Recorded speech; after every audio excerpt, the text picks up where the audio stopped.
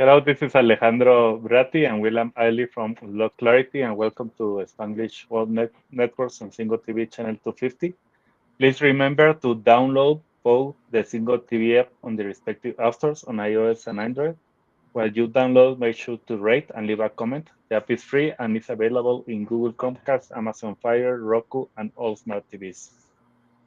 Today we are closing something that I don't know. I am feeling even sad about closing this series.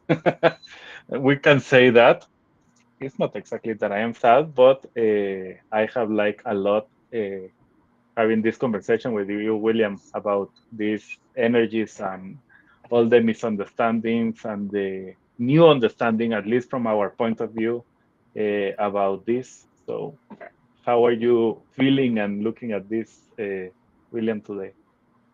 I'm doing well, and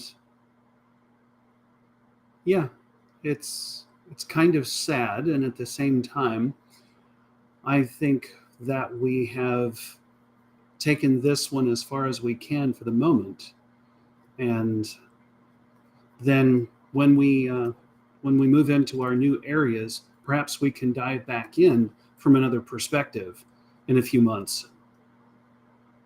Yeah, we never know with this when we start to create the new things. But today, this is a good way of closing this part that we have been talking about the energies. The topic is living authentically today, the true self without constraints. So, how you can take out the constraints that you may have because of this. Is the last program of the year. We're going to start with a new way next year. That have me very excited about. We will have the program on Fridays starting next week, next year. Uh, so, living authentically. What we're going to start to say about living authentically is the first thing is we want you to start to picture yourself in an ocean. So the vast and uncharted ocean that it's so big that I don't know, you can be thinking about Pacific, Atlantic, it doesn't matter, the ocean. Society often encourages us to navigate only the familiar waters, like only the place that there is some routes where it's mapped that others have traveled. But beneath that surface that everybody knows, and even in other places, there is a world of undiscovered depth, hidden treasures for you that are unique for you, and it's only for you. We are talking about. That's why we are talking about here. Living authentically means setting sail on your voyage and exploring the depths of your true self. Like, like what is inside of you, and be bold, be courageous to do that. Sometimes I say it, and I am saying it very, very well. Like, you need to be bold a lot of the times to start to dig deeper inside of you and start to find what are the things that you start to find. Like, there are, it takes a lot of courage, and we are encouraging you to do that. Embrace the full spectrum of your energies and your qualities. So that's the space for where we want to move today. So let's start with the different examples, William. Exactly.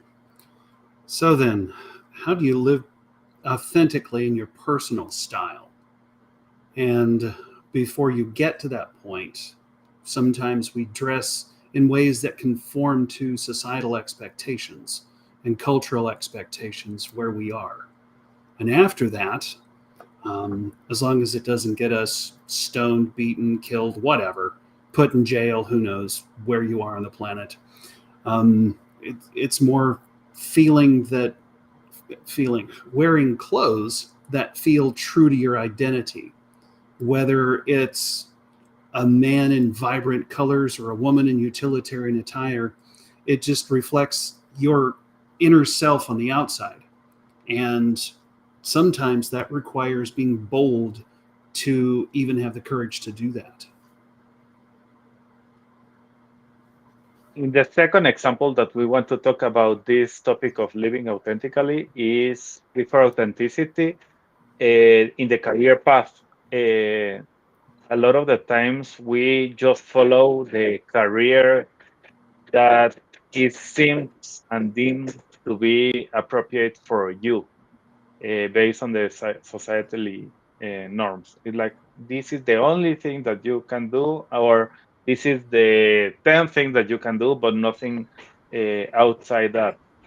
After authenticity, you can start. You know really what is your true passion, because that's another key. A lot of the times we don't know really what is my passion. It's like I like some things. I have some hobbies that we're going to talk about that. But what is your passion? What is your talents? I remember a lot that it's part of the career path. Like I start to find how to grow. It's like okay, have this exercise, and I had always when I was doing those exercises when I was in corporate, it was like okay, but what is my passion? Can I ask other people to see what they see in me, because I didn't know.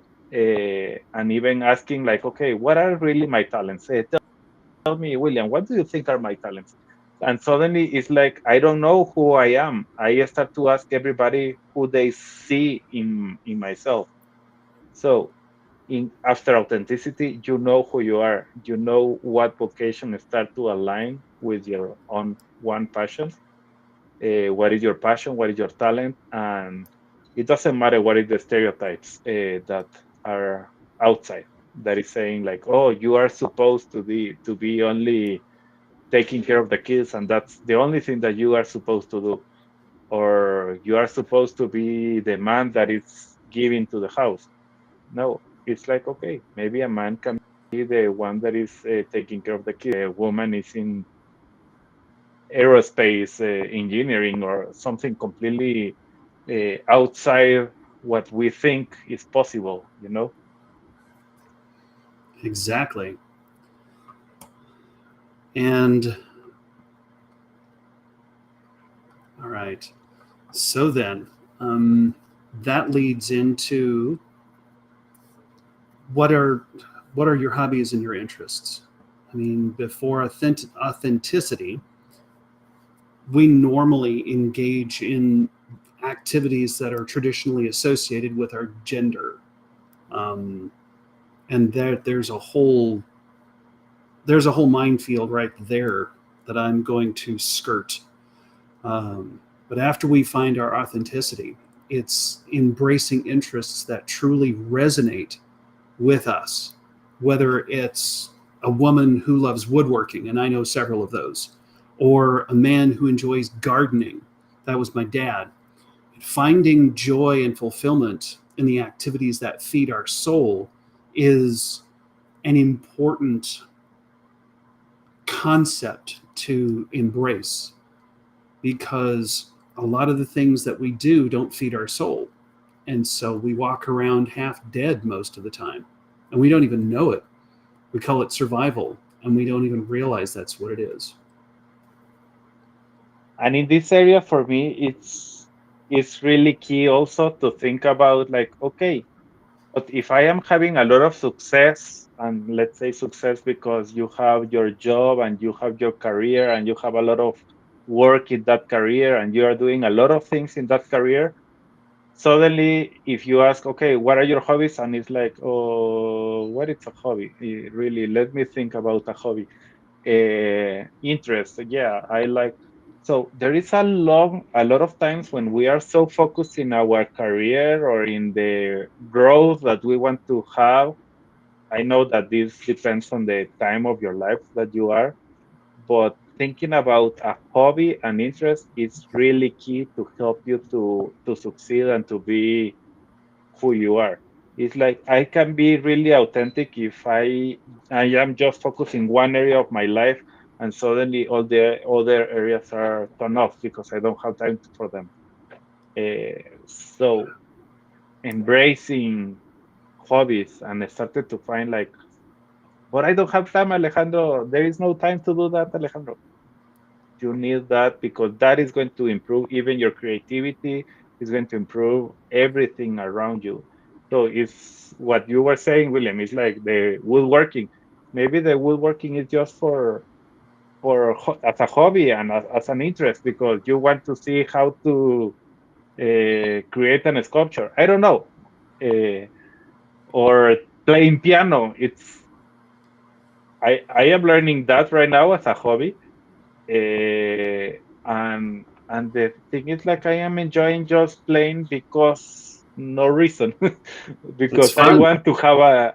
It's fun and I love it and I see like wow my fingers are moving the way I think, and that's like so cool. So hobbies and interests is key, even if you are a high performance person, director, CEO.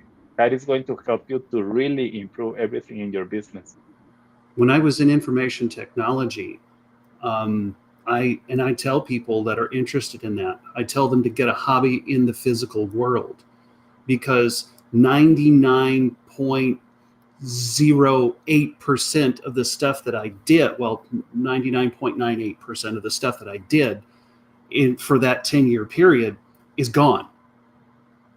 It doesn't exist anymore. So it's like, get a hobby outside of this. So, yeah, absolutely imperative.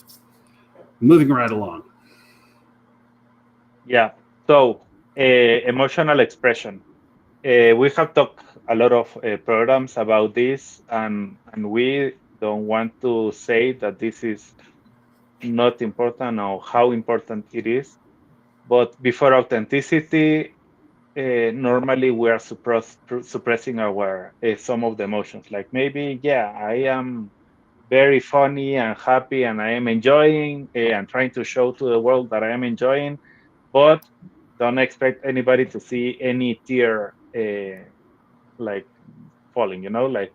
And suddenly, that's who I was also in the part of incorporate. I saw like in 20 years maybe no tears in myself at all, uh, and that is part is of like you can start to see these patterns that we are telling you here. Is like when you don't see that and you don't know, it's like, oh, why? But normally that's for a woman, or normally that happens to other people but not to me.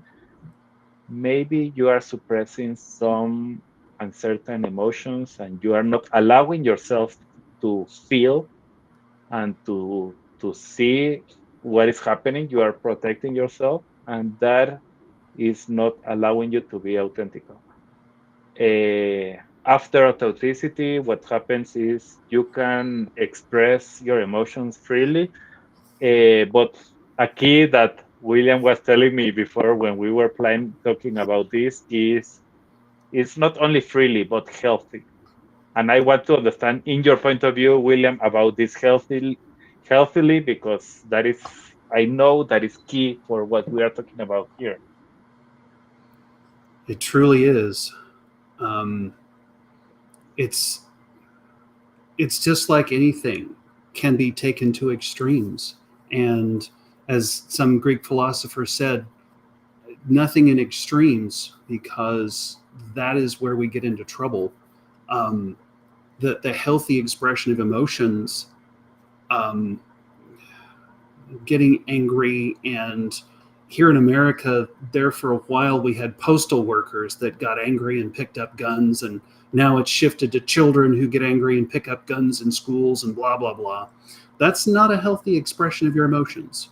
Um, and hell, we could do what, 6 episodes easily on healthy expression of emotions. So I'm just going to have to leave it like that. Just the vulnerability, the assertiveness, being human. I think Exactly. At the end, that's what a lot of our society has bred out of us as a world is you're not allowed to be human anymore. and really, this is a topic that I always say, well, not always here, but I say a lot of times. AI is like bringing a lot of things and doing a lot of things similar to humans. not everything, but a lot of things are, and they are trying to learn a lot of things. But really, if we learn all the stuff that we are talking here about authenticity and being you as a human and being vulnerable and knowing how to express freely and healthily your emotions, there is no AI that can copy exactly what you are doing. And I can tell you, like, that's, I can even, like, sometimes feel like I am writing something and I ask, okay, what do you think about this AI? And it's like, it's so beautiful. It has a lot of emotions and I don't know how to deal with that. And that's exactly what makes us like, wow, are your emotions, how you treat emotion. That's something that they can try to copy, but it's not really something that can connect. Exactly. Okay. Sorry, Alejandro. I was trying to copy this wonderful message Okay. from Amanda. It's like, how how do you approach a journey of becoming authentic? And what if you're stuck and don't know how to change? Actually, Amanda, this is a perfect question. Tune in next year because we're going to get into this. This But is let's give her some of the details, because really this is key. What you are asking, Amanda, is key. Like becoming authentic, it's part of what we have been talking until now. Uh, so feeling stuck is an emotion that is blocked there. That's the feeling. When you are having an emotion that is stuck, it's where nothing continues growing and doesn't allow you to be really you. And that's exactly what we are talking here, is how you can see yourself. And it's allowing this example. We are going to give you some action steps, but let's close with the relationship, yes, because that is going to help us to go deep. But that is exactly what we are meaning with this program, Amanda. Thank you for your question.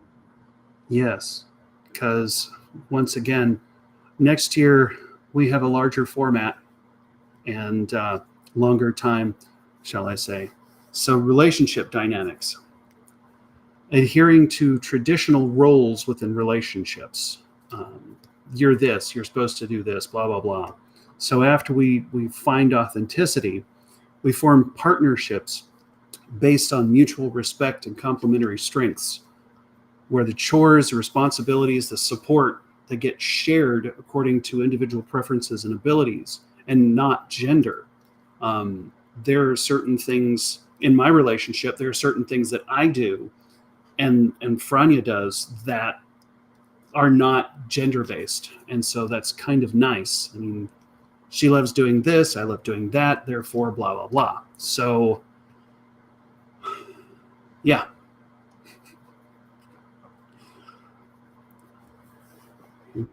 So one of the ideas, and really, I am still thinking about Amanda, and then I know that we have only 1 minute, but here one idea, Amanda, that we say that it's key is connecting inside and starting to see it inside and feel the feelings. What is happening inside?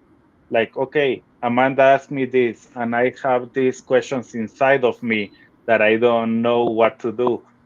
Okay, why you are feeling that? What can you change?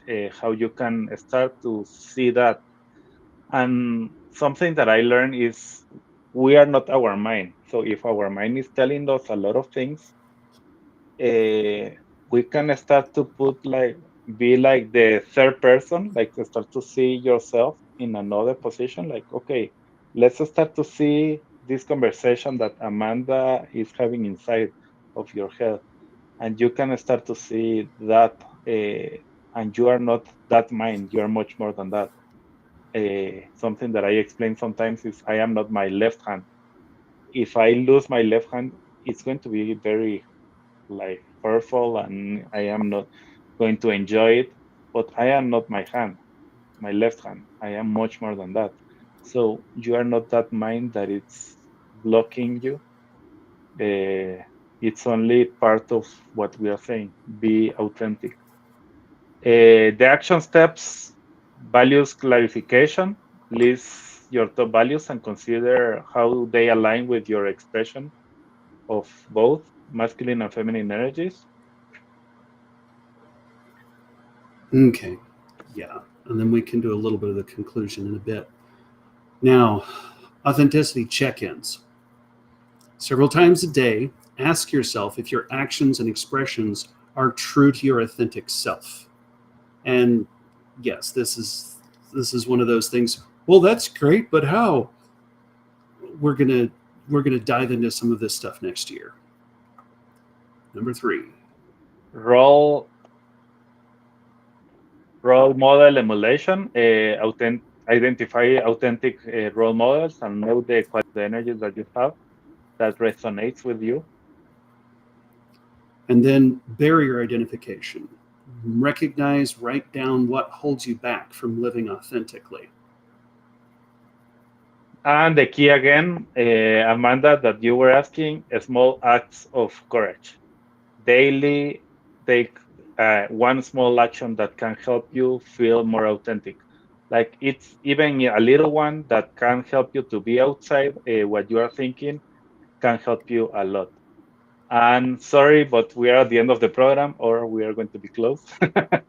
So thank you for being here. Thank you, William. And thank you, Amanda, and everybody that was listening to us today.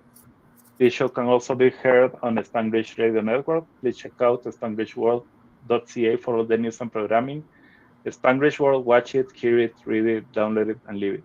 Thank you all. See you next year. Bye.